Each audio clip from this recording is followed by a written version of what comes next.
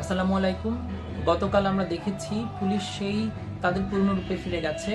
গত 24 জুলাইয়ে তারা যেই ভূমিকা অবতীর্ণ হয়েছিল, গতকালও কিন্তু তারা সেই একই ভূমিকা অবতীর্ণ হয়েছে এবং ছাত্র জনতার উপরে তারা লাঠিচার্জ, গুলিবর্ষণ ইত্যাদি সকল বর্বরতা তারা চালিয়েছে। তারা জুলাই যোদ্ধাদের টার্গেট করে তাদেরকে কিন্তু আহত করেছে। আমরা দেখেছি একজন মায়ের বুকে তারা লাথি দিয়েছে। মহান আল্লাহর কাছে দোয়া করি ওই পা, ওই হাত খসে পড়ুক যারা কিনা নিরস্ত্র মানুষের উপরে বর্বরোচিত হামলা চালিয়েছে।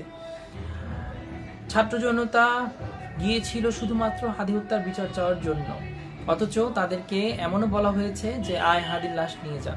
কত বড় বর্বর অসভ্য হলে এই ধরনের কথা বলতে পারে। তাদের যে বর্বরোচিত হামলা তার এক ঝলক আপনারা দেখুন ভিডিওতে। আমি ওদের সামনে বুক পাইতে দাঁড়াইছি, ওরা একবার বুম দিছে, ওই জায়গায় আমার ইচ্ছা মতো পিটাইছে।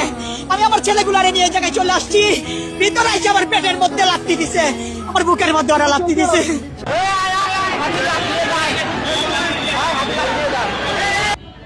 তো তারা গত জুলাইয়ের পরবর্তী সময়ের কথা হয়তো ভুলে গেছে। তারা ভুলে গেছে যে ছাত্র জনতা, বাংলাদেশের জনগণ মরতে ভয় পায় না। তারা যদি প্রয়োজন হয় আবার মাঠে নামবে। যদি ইন্টারিম গভর্নমেন্টও স্বৈরাচারী ভূমিকা অবতীর্ণ হয় তবে কিন্তু জনতা আবার মাঠে নামবে। তাই নিজেদেরকে স্বৈরাচারী হওয়া থেকে বিরত রাখুন। প্রশাসনের লাগাম টেনে ধরুন, পুলিশের লাগাম টেনে ধরুন।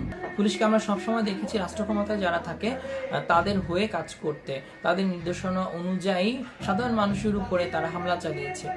পুলিশ থাকবে মানুষের, জনগণের সেবার জন্য। পুলিশ কেন জনগণের ভক্ষকের ভূমিকা অবতীর্ণ হবে?